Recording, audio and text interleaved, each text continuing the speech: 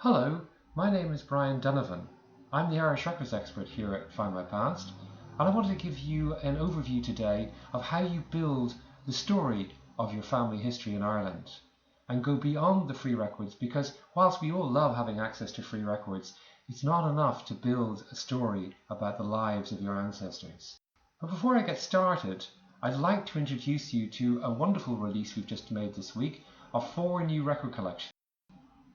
These are record collections we digitise and index in partnership with the National Archives of Ireland and Family Search, and they include the Valuation Office Field and House books from 1830 to 1861, the Merchant Navy Crew List from 1863 to 1921, all of the original will registers outside Dublin from 1858 to 1920, and the Catholic Qualification and Convert Rolls from 1701.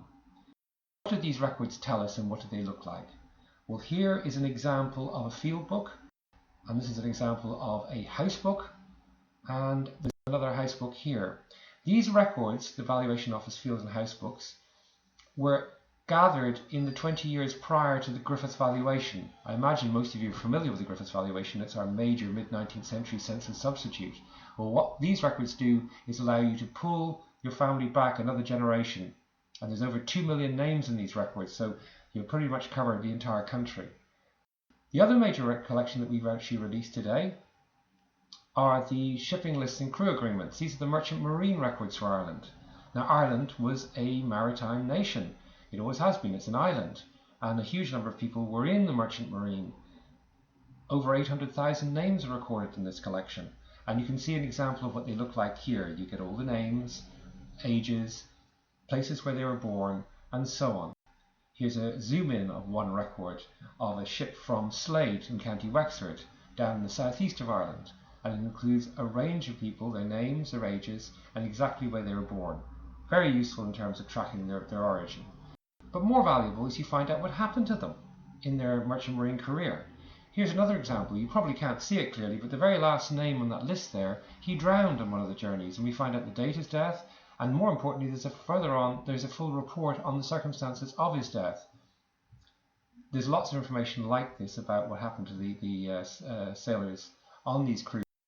For example, logbooks were kept throughout the journey, which detailed the names of the people, it detailed what happened to them, their medical details, and also about their character, whether they were actually well behaved or whether they were actually involved in all sorts of nefarious activities.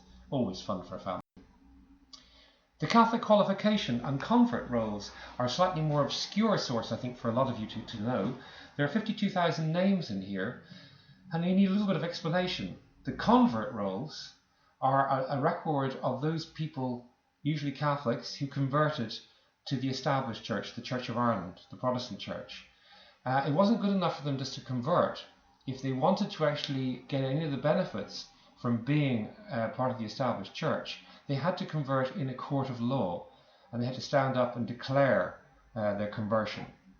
Now, this is important in Ireland because we had the penal laws, which meant that Catholics and many dissenters couldn't own land, they couldn't hold public office, and they couldn't hold enter a number of professions. So this was a serious handicap. So therefore, many people chose to convert so they could actually avail of these things. And we get the names of the people, where they come from, the date when they did this, exactly which court they were in, and so on. Quite interesting is that the legislation was changed in the 1770s, in 1774, and slowly but surely, over the course of the rest of the 18th century, the penal laws were relaxed, which basically meant that Catholics could more easily own land, but even still, if they wanted to be a qualifying Catholic, they had to appear in front of a court of law and declare loyalty to the king. So these are the qualification rolls. Now, what's also very interesting about these records is that even after Catholic emancipation in 1829, these records were still continuing to record people who were entering the country and who were being naturalized. And here's one page which shows Joseph Lopo, who's naturalized on the 6th of March 1799, and also Peter Lalouette, who's naturalized on the 27th of October 1840. So for immigrants coming into Ireland, it's a very useful resource too. The fourth record set we're releasing are the district registry will books. These are the probate registries where they actually proved wills and dealt with administrations of estates. And we have all of the district probate registry books from all the districts in what is now the Republic of Ireland, except for Dublin, the Central Court, which of course was destroyed in 1922. But we still have many tens of thousands of wills here, very valuable for your research. And again, these are all available for free. But my talk here today is actually about how we can move beyond free records to actually build your family history. I'm going to start by looking at land records. Land records are an unusually key resource in Ireland, largely speaking because of the destruction of census records, but also because we have more land records than normally appear in most places. You'll all be familiar, I imagine, with the Griffiths valuation. Now, you'll also know the Griffiths valuation is widely available online and is also available for free. But what you may not know is that the Griffiths valuation also had full maps created for it when they were being gathered. And in the far left-hand side of your screen, you'll see the number and letters of references to the map. And these are the original maps. So once you get these reference numbers, you can then go and have a look at a map. These maps for Griffiths valuation, the original ones from the 1840s, 50s and 60s, are only available in one place. They're exclusively available in Findmypast. There are maps elsewhere online for free, but they're from a generation later. A lot of happened in Ireland with famine and many other issues as well. So be careful and make sure you be aware of the fact that these things are only available in Findmypast. The Landed Estate Court. Some of you may not be familiar with this court, but it was set up at the end of the famine to try and deal with the bankruptcy of many landlords in the country, which of course tenants couldn't pay rent, so they basically went bankrupt. The reason why these records are important is because they record full rentals for over 8,000 estates in Ireland. So nearly a quarter of all the land of Ireland was actually broken up and sold through the Landed Estate Court. These rentals give you huge amounts of details about the people who were resident on the land of Ireland. You get the place that they lived in, their names, how they paid their rent. Like for example, the sheet in front of you, you see that all of the occupiers of land were paying their rent year to year. They had no leasehold. They had very insecure tenure, which was typical of many Irish farmers. It also can help you break through the lack of other resources. Now, many of you out there will be familiar with the Kearney family from Moneygall. These are President Obama's Irish ancestors who left the country in 1851. Parish registers don't survive very well for this part of the country, but these Landed Estate Court rentals allow us to zoom right in and track back over the course of 3 generations because of the information about the particulars of their tenure. You'll see it highlighted yellow, and we'll zoom in here, but it tells you the landlord leased land to several generations of the same family, so we can actually build up a family tree thanks to these records. They also come with wonderful maps showing you exactly where these places are, and you can actually identify where the landholdings were. And these records are exclusively available in Findmypast, so you won't get these available for free anywhere. Court and prison records. Now, when I raise court and prison records, there's always a bit of a laugh in an audience because everybody's saying, "Oh, well, my ancestors couldn't possibly have broken the law. They weren't in any way of that sort at all." Well, I might surprise you by saying there were twice as many prisons in Ireland than there were in our nearest neighbour in England. We had twice as many courts, twice as many police, and probably somewhere in the region of 2 to 3 times the population who went through the court and prison system. And over half the cases that happened in the courts were civil cases. They were disputes between neighbours. We're very fortunate in Ireland that the Petty Sessions Court registers, this was the lowest court in the land, the Magistrates courts, which many of you will be familiar with in your own country. We got rid of them in 1922, but the Magistrate courts still exist in Britain and in North America. But these were only formally established by statute in 1827. And there were 600 courts in Ireland, and there are 22 million records survive up to the 19-teens. Now we have all of these records and all of it's indexed by name, by place, by date, so you can track everything. You'll notice that there's a cartoon on the right-hand side of the screen in front of you, which is a cartoon from Punch magazine in London, which was a typical sort of caricature of the Irish squabbling in the courtroom. But there's a little bit of truth to it, because there were so many civil cases, disputes between neighbours. Thankfully, we have a better Petty Sessions Court looked like from a pen and ink sketch in the London Illustrated News. This shows you what the courtroom looked like, and you can see the judge on the right hand side at the big desk, and he was probably a local landlord. And on the left hand side you'll see another man sitting in front of a desk. He was a registrar, and he was keeping records of all these court cases. And these are the volumes that we've digitized and made available. I'll show you an example. And this is a typical civil dispute. It's from 1898 in Templemore in County Tipperary. And it's a dispute between Joanna Maher of Templemore and Patrick Maher of Templemore. And it goes on to tell us that on the night of the 14th of August 1898 at Templemore in County Tipperary, the defendant Patrick did threaten the life of the complainant Joanna, having previously accused her of witchcraft. It goes on to say that Patrick is a dangerous lunatic. Now, we can probably think of this as a family dispute which ends up in a courtroom, but it had a serious dimension to this too. What happened is that Patrick, under the decision by the judge, was sent to the district lunatic asylum in Clonmel. And under Irish law until the late 1950s, any family member could bring a family member to court and with their agreement would be sent to a psychiatric institution without any intervention of the medical authorities. So this was a huge room for abuse, and of course there's plenty of cases of that taking place. More typically, and you will see a slide in front of you now of a more typical set of cases, here we have a road nuisance, drunken disorderly behaviour, an unlicensed dog, I'll come back to the dogs in a minute, assault, common assault, people having a fist fight outside a pub on a Saturday night. These are the sorts of things that went on in the Petty Sessions Court, the sort of ordinary infractions of the law. These aren't serious crimes, but the sorts of things that most families would have had one family member who got guilty of. So they're very, very informative at helping you build your family story. Also, the Petty Sessions had to pay for themselves. They weren't funded by the state in the way that our justice system is today. And one of the ways they did it is by granting licenses to keep a dog. Now, we aren't all terribly interested in the dogs themselves or their canine genealogy quite yet. I think we've got an awful lot of trouble to deal with dealing with human genealogy. But dog license books are really valuable because they act as a census substitute when other records don't survive. And there are only over 6 million names in these books, and they date from the early 1860s onwards. And I want to show you an example. This is from Raphoe in County Donegal. Why is that significant?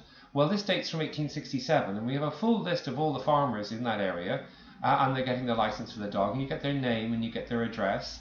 But this is 7 or 8 years before the first parish register survives with that area, because it's a very, very poor record survival rate for Donegal.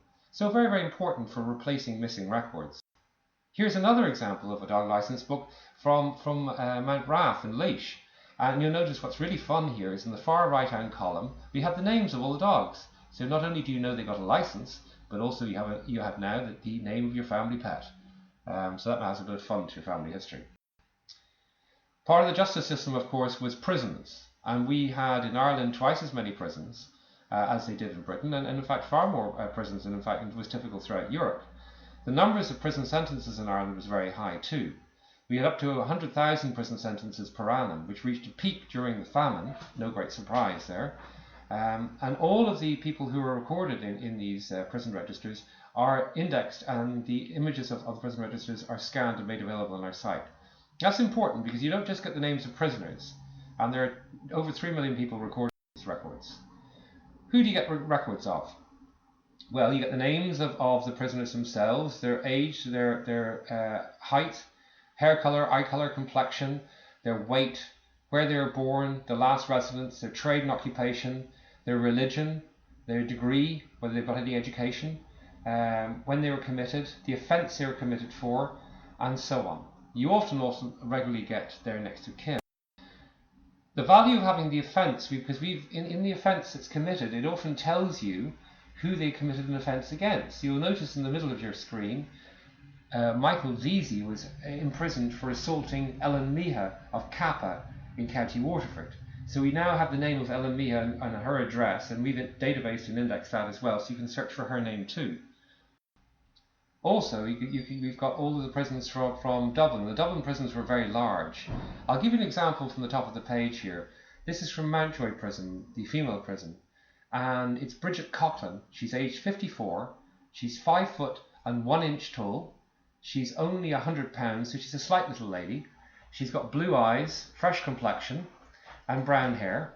She was born in Clane in County Kildare, and she's living in the Rialto cottages off the South Circular Road in Dublin. It's just up the road actually from where I live. Her next of kin was her husband, Thomas Coughlin, who also lived in the Rialto cottages. And it goes on to tell us that her offence was assaulting Thomas Coughlin, and for which she got a month in prison. A relatively extreme sentence, but that is typical of the court system of the day. Also, the prison system was responsible for more than just simply typical criminal offences. They also were responsible for dealing with drunkenness, and they set up an inebriate reformatory for the entire country in Ennis in County Clare, and they basically shipped incurable alcoholics down there to try and be basically dried out. So it's essentially part of the medical services being looked after by the court system. If you're lucky enough to get an ancestor who is recorded here, you're in for a treat, and I'll tell you why. You're probably thinking, well, why would I be in for a treat for that? But in this case here in front of you, you have a case of a lady, Ellen Brennan, who's 32 years old, and we get her entire life story here listed here. She'd been 28 times previously convicted of being drunk and disorderly behaviour. It tells you how her father ran away when she was young. Her mother, as a single woman in a rural area, couldn't cope with the kids. She put them into the local workhouse to be reared. And in the course of that, Ellen became addicted to alcohol. She was involved in an awful lot of petty crime, and so on. And it tracks her life story until she ended up here. And when she leaves, on the left-hand side of the page, the police service tracks her to see how she's getting on, to make sure she's not falling back into her old ways. So it's a very rounded view of an individual and very, very informative. Of course, when I give talks about court and prison records in Ireland, the only thing anybody ever wants to know is whether their ancestors were rebels. And of course, we have lots of rebels in the prison system. And for example, here's a image from 1803, after the failed rising by Robert Emmet and his colleagues. And of course, they were all brought to prison, and they were sentenced to death, and they were hung, drawn, and quartered as a consequence. Fairly grisly end. But the numbers of people involved in rebellious activity and seditious activity is quite high, and it's well recorded in the prison records throughout the 19th century. And to remind you, those court and prison records I've talked about, which are so rich and informative, are exclusive to Findmypast. You won't get them anywhere else. Now, church records obviously are a critical resource in doing Irish family history, and we're very, very lucky in the fact that, wonderfully, we have a lot of surviving records from them. Also, we're very, very lucky that the National Library of Ireland chose to digitise its extensive collection of microfilms of Catholic parish records and made them available online for free, which is great. So we worked with them, and we digitised and databased all of those images, because they were only images on the National Library website, and we had 10.6 million records were generated from these Catholic parish registers, and we published them all online for free. There's an extraordinary range of information in these records. The thing that struck me most about digitising this project, because I don't have time to really go into it in much detail here, but the thing that really struck me most was the decline of the population following the famine. There are literally only 40% the number of baptisms recorded in the decade after the famine that there were in the decade before the famine. Basically, that means that all the women of childbearing age left the country, or large quantities. These Catholic parish registers are available free, so I am mentioning another free set, and they're very, very good, and they're free forever on Findmypast. So do keep that in mind. But of course, the Irish weren't just Catholic. It's one of the great myths that we have, that the Irish were only Catholic. In fact, in 1841, 38.5% of the Irish population recorded the fact that they weren't Catholic. So what were they instead? Well, they were obviously Church of Ireland, they were Presbyterian, they were Methodists, and so on. And a significant but small community were the Quakers. And we have comprehensively digitised all of their records, which are extraordinary, right back to 1660. And these are online. They cover all sorts of different types of events, which I'll look at now in a moment. And for those of you out there thinking, well, my ancestor wasn't a Quaker, well, I'll give you a little bit of insight here. But let's go and have a look at the records. This is a birth record for Quakers. Again, pretty much as you'd expect, the names of the parents, their addresses, the dates. But we've also digitized all of the meeting minute books. So the provincial quarterly meetings, the monthly meetings. This tells you what was going on in the community level all the way through that period. And it's fully indexed by every name that records. We've also recorded all the books of sufferings. The Quakers kept copious records of all the things that went wrong or they didn't like that happened to them. And one of the things they really didn't like doing was paying local tax, the tithes. Now these were ostensibly to support the Church of Ireland, but really they were used for local government activities of all sorts of different things. So they were resented having to pay the tithe, and they resented many other things that took place as well because of their own faith. So these are recorded in these details, place by place, person by person, and these people are all indexed and available in our site. Here we have the disownments when the Quakers kicked people out, which they did probably at a higher rate than any other denomination I've ever come across. For example, here we have Jonas Schull of Tipperary in 1836. He's a spirit and wine merchant, not a very good thing for a Quaker to be doing, and he was kicked out of the faith. Or Samuel Grubb of Clocheen, also in County Tipperary. He was caught getting up to all sorts of nefarious things with some young women locally, and he got thrown out too. Or what about the removals, as they call them? Basically, when a Quaker moved from one meeting to another meeting, they had to bring with them a letter of introduction to the new meeting to basically state that they were actually in good standing as a Quaker. And these were recorded in detail. So here, for example, we have the removals for Joshua Fuller Doyle of Dublin, who is moving to Philadelphia. And it gives you specific details of where he came from and where he's going to. And here is a marriage record, and of course the bits I've underlined here in red tell you the typical information you'd expect to find from a marriage record: the name of the people getting married, the names of their fathers or their mothers sometimes too, their addresses, and the date it happened. But for those of you out there who thought there'd be nothing for you because your ancestors weren't Quakers, the great thing about a marriage record in the Quaker Church is that they list everybody who's present at the wedding. Now Ireland was a country where you had a huge number of different types of professions living side by side, and there's a great deal more interaction amongst the people of different religions than you might automatically think. So it's entirely probable that many of the people who turned up at this wedding weren't Quaker. And those Quaker records are exclusively available in Findmypast. We also have some other denominational records exclusively on Findmypast. There's a parish called Annaclone up in County Down where we managed to persuade every denomination to give us their records. This is the Church of Ireland marriage record for the parish. And here's some Catholic marriages to the parish, and we digitize and image them in colour and index them and put them online. And this is what we'd like to do everywhere we can get the chance. But we've also dealt with many other types of records, and I'm going to try and work through them now for you. Newspapers. We have the largest collection of historic newspapers for Ireland anywhere online. We have so much material at this point now, over 300,000 issues, over 2.5 million pages. And the information contained in these newspapers go way back to the early 1700s. And the amount of information covered in these newspapers is far more varied than you might think. This is an example in a newspaper from Dublin Evening Mail in 1869, giving a full report of what's going on in Salt Lake City. Now the reason why I chose that is because happenings going on in a different continent, far, far away, are being recorded in detail by Irish newspapers. Why is this important? Well, we often look at records in America and abroad about people trying to track events happening in Ireland or trying to track maybe missing Irish friends. The Irish papers were doing the same thing. And of course you need to look at the Irish newspapers to find out that constant interplay of communication between Ireland and the New World, whether that's in the US or Australia or in Britain for that matter. We also have all of these ship's passenger lists of people leaving Ireland from 1890 onwards.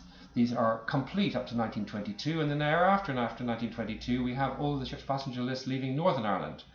The new independent Free State in Ireland didn't keep those records anymore, which is unfortunate, but we have them from 1890 onwards. We also have a huge collection of directories.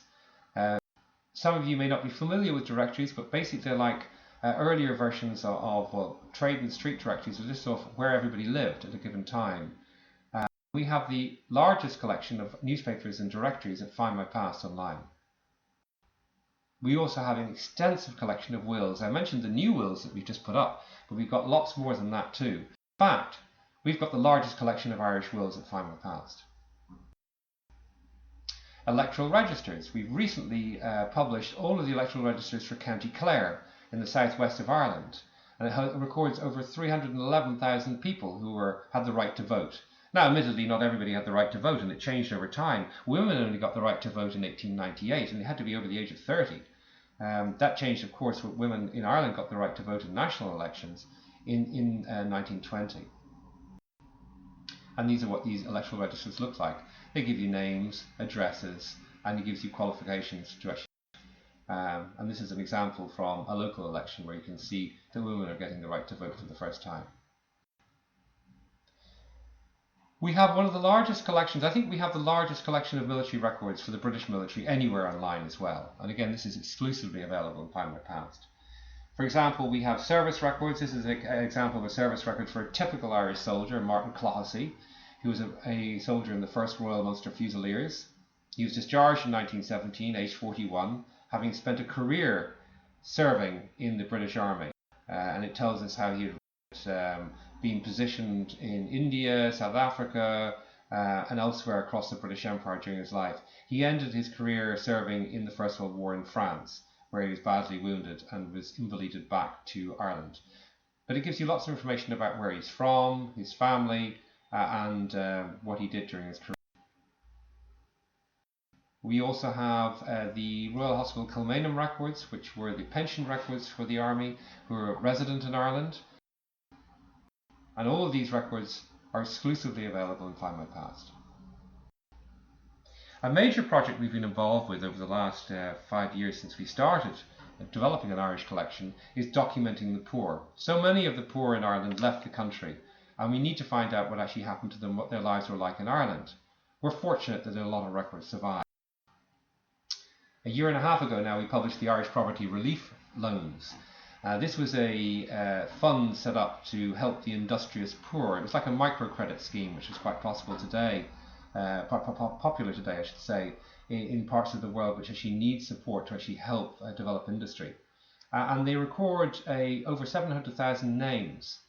These are important because they record the sorts of people who are most likely to be affected by the calamities that happened in the 19th century in Ireland. These are the areas these records come from. They don't cover the entire country, they cover specific parts of the country. And why are they important? Well, here's a list of people who got loans, and they came back in the 1850s to find out what happened to these people, these loans, because some of them had been paid and some hadn't. And it lists off, on this page you'll see listed off here are 12 people, 6 of which have left the country. They've either moved to America or they've moved to Britain, 2 of which have been shipped off to Australia for breaking the law, and the rest of which have died of starvation. We have direct information about the effects of the famine, which is very unusual. We also have the records of the poor law. The poor law unions were the workhouses and the other social support structures set up in the 1830s and 40s in Ireland just before the famine. The system couldn't cope with the numbers of people who were affected by the famine, but I'm very glad it was there nonetheless, because a lot more people would have died if it hadn't have been there. So far we've imaged and indexed all of the records for the Dublin unions, Dublin County unions. We've done work on the Sligo unions and the Clare unions as well. So we're branching out to other parts of the country, and we hope over the course of the coming years to include every other part of the country. The workhouses, of course, were dreadful places, but at the same time they're so much better than the calamity that was happening outside of the work. And the records are terribly detailed. Here's an example from Sligo of the records that were kept during the famine. And it gives you the names of the people entering the workhouse, their ages, their marital status, their occupation, their religious denomination. It's like every record you find in Ireland, they're obsessed with identifying everybody's religion as though it somehow matters in some way. But for those of you who are interested, somewhere in the region of 15 to 20% of those people who enter workhouses, so far as we've looked so far, were not Catholic. So it did hit lots of different communities quite a lot. They also, these records tell you the state of the people when they arrive in the workhouses, and they're mostly utterly destitute. Many of them are very ill. They tell you about where they've come from and what happens to them. Now, one of the extraordinary things about workhouse records is that we're told that they were separated into men and women. The women and children were kept in one part of the workhouse and men in the other part. Extraordinarily, there's a lot of marriages take place in workhouses. You wouldn't think that's possible, but love did exist even in the workhouse. And here we have an example of a bunch of marriages which have been approved by the Board of Guardians of the workhouses. The Board of Guardian records are much more extensive than the workhouse registers, so very important to look at those too.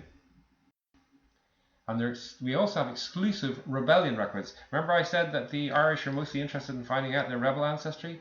Well, they'll be delighted to know that we have lots of material now. This is an image of the goings-on what is now O'Connell Street, what was then Sackville Street in Dublin City during the 19-teens. Ireland was placed under martial law during this period. One of the great values of being placed under martial law is the army was forced to keep extensive records about what they did. We have lots of court-martial cases of civilians being brought before the courts to actually answer various different charges of the army. Here's an example here of a John Corcoran from Castlecomer in County Kilkenny in 1920.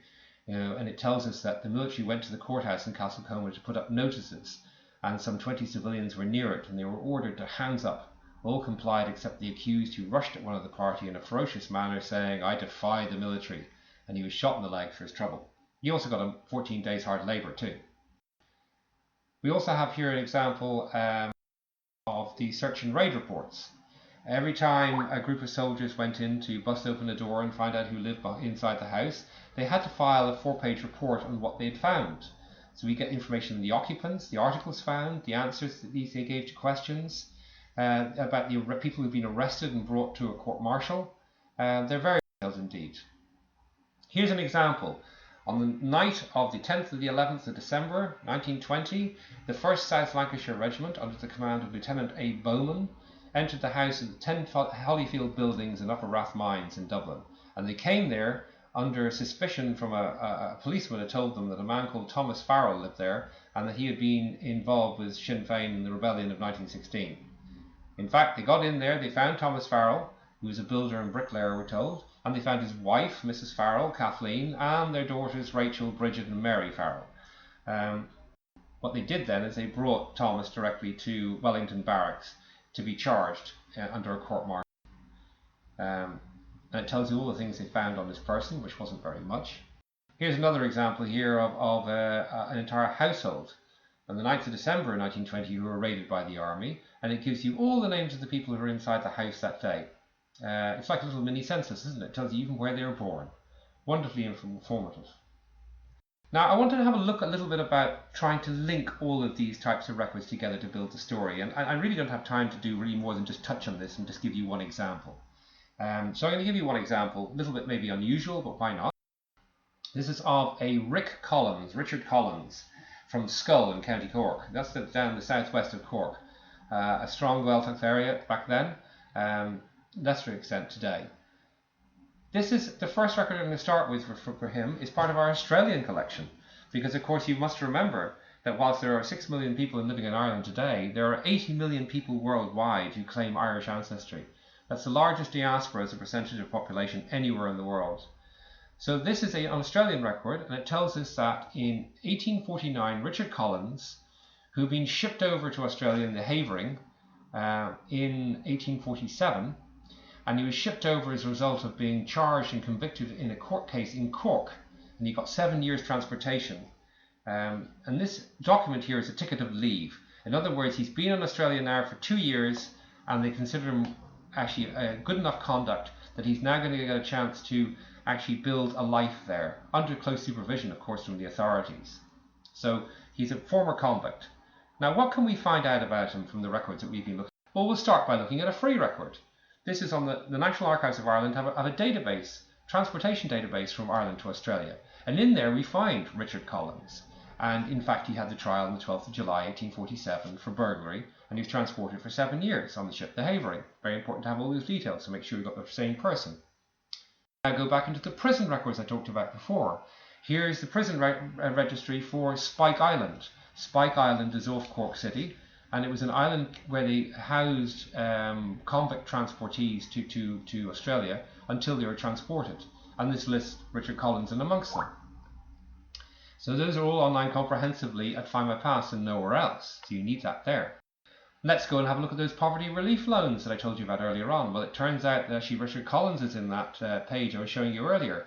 He's the third last person on the list here. And it tells us that he resided in the little village or little townland of Keelfadoe, which is actually in southwest Cork. And he was in very poor circumstances at that point. And he received a small loan from this crowd. And then he was transported at the Clonakilty sessions, court sessions in 1847 for robbery. So here we've got more information on the same man. You can find out more about him. Here's a record of when he got his loan from that group. He got £1. He got £1 on the 6th of June 1846, and it gives his name. He marks it an X. He obviously can't read or write.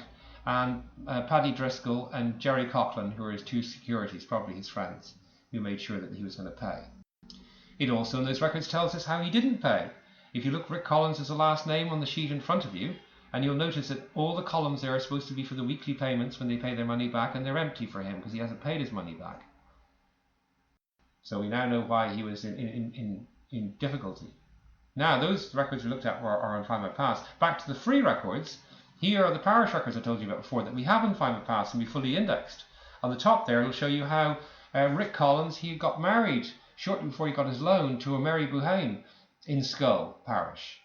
And we can go back even further in those free records and find out when he was born in 1827. His father was also Rick Collins, and his mother was Mary Daly, and they were also in Schull Parish. So those are the free records. But we want to find out about the story. Why it happened? Why did he carry out that robbery? Why did he end up where he was?